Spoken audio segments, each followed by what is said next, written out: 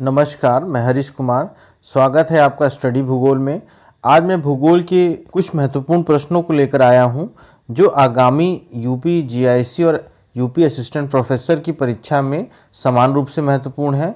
तो आइए शुरू करते हैं। प्रश्न संख्या 111। एंटीपोड नामक पत्रिका का संबंध किस विचारधारा से है? ऑप्शन है हमारे पास आचारपरक भूगोल, प्रत्यक्षवाद, मानवतावादी, अतिवादी भूगोल। इसका उत्तर डी होगा, अतिवादी भूगोल। इसकी व्याख्या देख लेते हैं। मात्रात्मक क्रांति और प्रत्यक्षवाद के प्रतिक्रिया स्वरूप 1970 में अतिवाद की आवाज बुलंद हुई। भूगोल में अतिवाद अधिगम के मुख्य समर्थक पीट महोदय प्रधानतः सामाजिक हित की समस्या पर ध्यान केंद्रित कर समाज में से असमानता, प्रजातीयता, लिंग भेद, अपराध, ऊंच नीच भेदभाव, मंदबुद्धि भेदभाव, काले गोरे में भेदभाव जैसी कुरीतियों को उखाड़ फेंकने के पक्षधर थे। 1969 में एंटीपोड भूगोल की पत्रिका वॉर्सेस्टर, मैसाचुसेट्स के क्लार्क विश्वविद्यालय से प्रकाशित हुई। अतिवादी पूंजीवादी व्यवस्था के विरोधी थे। यह सामुदायिक नियंत्रण मॉडल की आवश्यकता पर जोर देते थे। अगला प्रश्न, लेटेराइट मिट्टी का सर्वाधिक विस्तार है। ऑप्शन है केरल, राजस्थान, उत्तर प्रदेश, पंजाब। इसका उत्तर ए होगा, केरल। इसकी व्याख्या देख लेते हैं। इन मृदाओं का प्रथम अध्ययन ब्रिटिश भूगोलवेत्ता एफ बुचनान द्वारा 1905 में किया गया था। लेटराइट मिट्टी लैटिन भाषा के लेटर शब्द से बना है, जिसका अर्थ ईंट होता है, ब्रिक्स। ये भीगने पर मुलायम और सूखने पर काफ़ी कड़क तथा ढेलेदार हो जाती है। मानसूनी जलवायु तथा मौसमी वर्षा वाले क्षेत्रों में ये विशिष्ट मृदाएं हैं। इन मृदाओं का निर्माण आर्द्र एवं शुष्क ऋतुओं की बारंबारता से होने वाले सिलिकामय पदार्थों के निक्षालन से हुआ है। लोहे के ऑक्साइड की उपस्थिति इसे लाल रंग प्रदान करते हैं। अगला प्रश्न है, एक तरफ विद्युत केंद्र हैं, दूसरी तरफ राज्य हैं। विद्युत केंद्रों में लोकटक, टनकपुर, चमेरा, रानगिट। राज्य में मणिपुर, उत्तरांचल, हिमाचल प्रदेश, सिक्किम। लोकटक जो है वो मणिपुर में है, टनकपुर उत्तरांचल में है, चमेरा हिमाचल प्रदेश और रानगिट जो है वो सिक्किम में है। इस तरह हमारा उत्तर ए होगा, 1, 2, 3, 4। पृथ्वी का सौर स्थिरांक सोलर कांस्टेंट कितना है? ऑप्शन है 2 कैलोरी प्रति वर्ग सेंटीमीटर प्रति मिनट, 4 कैलोरी प्रति वर्ग सेंटीमीटर प्रति मिनट, 6 कैलोरी प्रति वर्ग सेंटीमीटर प्रति मिनट, 8 कैलोरी प्रति वर्ग सेंटीमीटर प्रति मिनट। इसका उत्तर ए होगा, 2 कैलोरी प्रति वर्ग सेंटीमीटर प्रति मिनट। पृथ्वी भू-आभ जियोइड है। सूर्य की किरणें वायुमंडल के ऊपरी भाग पर तिरछी पड़ती हैं, जिसके कारण पृथ्वी सौर ऊर्जा के बहुत कम अंश को ही प्राप्त कर पाती है।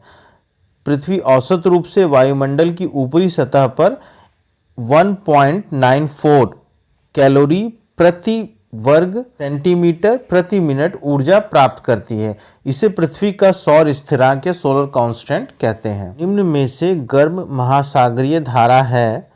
ऑप्शन है लेब्राडोर की धारा, बेंगुला की धारा, फॉकलैंड की धारा, रेनेल की धारा। इसका उत्तर डी होगा, रेनेल की धारा। रेनेल की धारा उत्तरी अटलांटिक गर्म प्रवाह की एक उपशाखा है। उत्तरी अटलांटिक गर्म प्रवाह जो है 2 शाखाओं में बढ़ जाती है, एक उत्तरी शाखा और दूसरी पूर्वी शाखा। उत्तरी शाखा से नॉर्वे की धारा जो गर्म है और इर्मिंगर की धारा आगे की ओर निकल जाती हैं, और पूर्वी शाखा में 2 शाखाएं हैं, एक है रेनल धारा जो गर्म है और दूसरी है कनारी धारा जो ठंडी है। रेनल की धारा जो है बिस्के की खाड़ी तक प्रवाहित होती है। विस्तृत व्यापारिक कृषि प्रचलित है। ऑप्शन है जापान, चीन, भारत, ब्राज़ील। इसका उत्तर डी होगा, ब्राज़ील। ब्राज़ील में विस्तृत कृषि प्रचलित है, जबकि जापान, चीन और भारत में गहन कृषि की जाती है। विस्तृत आकार वाली जोतों के बड़े बड़े खेतों पर यांत्रिक विधियों से की जाने वाली कृषि को विस्तृत कृषि के अंतर्गत शामिल किया जाता है। इस प्रकार की कृषि में श्रमिकों का उपयोग कम होता है। किंतु प्रति व्यक्ति उत्पादन की मात्रा अधिक होती है, जबकि प्रति हेक्टेयर उत्पादन कम होता है, किंतु कुल उत्पादन काफ़ी अधिक होता है। इस प्रकार की खेती प्रेरी के मैदान तथा ऑस्ट्रेलिया में की जाती है। किस लकड़ी का उपयोग सजावटी नक्काशी, तख्ते एवं संगीत वाद्य यंत्रों के बनाने में होता है? ऑप्शन है रोजवुड, बी एबोनी, सी सागौन और डी साल। हमारा उत्तर होगा बी एबोनी।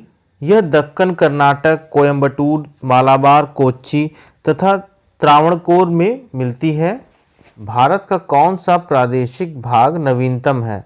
ऑप्शन है उत्तर की विशाल पर्वतमाला, दक्षिण का प्रायद्वीप पठार, उत्तर का विशाल मैदान, डी तटवर्ती मैदान एवं द्वीप समूह। इसका उत्तर सी होगा, उत्तर का विशाल मैदान। हिमालय पर्वत तथा दक्षिणी प्रायद्वीपीय पठार के बीच सिंधु, गंगा, ब्रह्मपुत्र तथा प्रायद्वीपीय भारत से आने वाली उत्तर प्रवाही नदियों के निक्षेप क्रिया द्वारा निर्मित एक विशाल मैदान स्थित है, जिसे सिंधु, गंगा, ब्रह्मपुत्र का मैदान कहते हैं। इसका क्षेत्रफल लगभग 7 लाख वर्ग किलोमीटर है। भारत के उत्तरी भाग में स्थित होने के कारण इसे उत्तरी भारत का मैदान भी कहा जाता है। इसके अधिकांश भाग पर जलोढ़ की मोटाई लगभग 200 मीटर तक पाई जाती है। निम्न में से कौन सी झील लैगून झील का उदाहरण नहीं है? ऑप्शन है पुलिकट, लोनार, कोलेरू, चिल्का। इसका उत्तर बी होगा, लोनार। महाराष्ट्र के बुल्ढाना जिले की लोनार झील एक क्रेटर झील है, ना कि ये लैगून झील है। चिल्का झील उड़ीसा में है। ये भारत की सबसे बड़ी लैगून झील है। इसके अलावा लैगून झील ये खारे पानी की झील में पुलिकट है, जो आंध्र प्रदेश और तमिलनाडु के बॉर्डर पर स्थित है। फिर अष्टमुडी झील जो केरल में स्थित है। कोलेरू झील जो आंध्र प्रदेश में स्थित है। संसार की सर्वाधिक गहरी झील बैकाल की गहराई कितनी है? ऑप्शन है 1520 मीटर, 1620 मीटर, 1420 मीटर, 1720 मीटर। इसका उत्तर सी है, 1620 मीटर। बैकाल झील रूस में स्थित है। अगला प्रश्न देखते हैं। जापान का सबसे बड़ा द्वीप कौन सा है? ऑप्शन है होक्काइडो, होन्शु, क्यूशु, शिकोकू। इसका उत्तर बी होगा, होन्शु द्वीप। होन्शु द्वीप जापान का सबसे बड़ा द्वीप है। इसी द्वीप पर जापान का सबसे बड़ा मैदान क्वांटो स्थित है। सुषुप्त ज्वालामुखी फ्यूजियामा, अन्य ज्वालामुखी पर्वतों की श्रृंखला जैसे फोसा मैग्मा और जापान की सर्वप्रमुख औद्योगिक पेटी यहीं अवस्थित है। टोक्यो जो देश की राजधानी है इसी द्वीप पर स्थित है। इस द्वीप पर देश की 80% जनसंख्या निवास करती है। अगला प्रश्न देखते हैं। रियो गार्सिया द्वीप पर किस देश का सैनिक अड्डा है? ऑप्शन है यूएसए, चीन, जापान, ब्रिटेन। इसका उत्तर ए होगा, यूएसए। हिंद महासागर स्थित रियो गार्सिया द्वीप पर यूएसए का सैनिक अड्डा है, जो ब्रिटेन से 100 वर्षों की लीज पर प्राप्त किया गया है। वायु राशियों की परिकल्पना किस भूगोलवेत्ता द्वारा प्रतिपादित की गई? ऑप्शन है बोवेन, बी बर्कनेस, कैंडोल, थॉर्नथवेट। इसका उत्तर बी होगा, बी बर्कनेस। वायुमंडल के उस विस्तृत तथा घने भाग को वायु राशि कहते हैं जिसमें विभिन्न ऊंचाई पर क्षैतिज रूप में तापमान तथा आर्द्रता संबंधी समानताएं विद्यमान होती हैं। समान स्वभाव वाला विस्तृत क्षेत्र वायु राशियों की उत्पत्ति के लिए आवश्यक होता है। वायु अभिसरण का अभाव आवश्यक होता है और लंबे समय तक स्थिर वायुमंडलीय दशाएं जरूरी होती हैं। यूएसए और कनाडा के बीच सीमा रेखा। ऑप्शन है 46 अंश उत्तरी अक्षांश रेखा, 39 अंश उत्तरी अक्षांश रेखा, 49 अंश उत्तरी अक्षांश रेखा, 22 अंश उत्तरी अक्षांश रेखा। इसका उत्तर सी होगा। एक तरफ पर्वत श्रृंखलाएं हैं और दूसरी तरफ उनकी उच्च चोटियों को दिया गया है। हिमालय की सबसे ऊंची चोटी एवरेस्ट है। ग्रेट डिवाइडिंग रेंज की सबसे ऊंची चोटी कोशिश्को है। अल्टाई की सबसे ऊंची चोटी गोरा बेलुखा है। काकेशस की सबसे ऊंची चोटी एल्ब्रुस है। इस प्रकार हमारा उत्तर बी होगा, 4, 1, 2, 3। मिलते हैं अगले वीडियो में। धन्यवाद।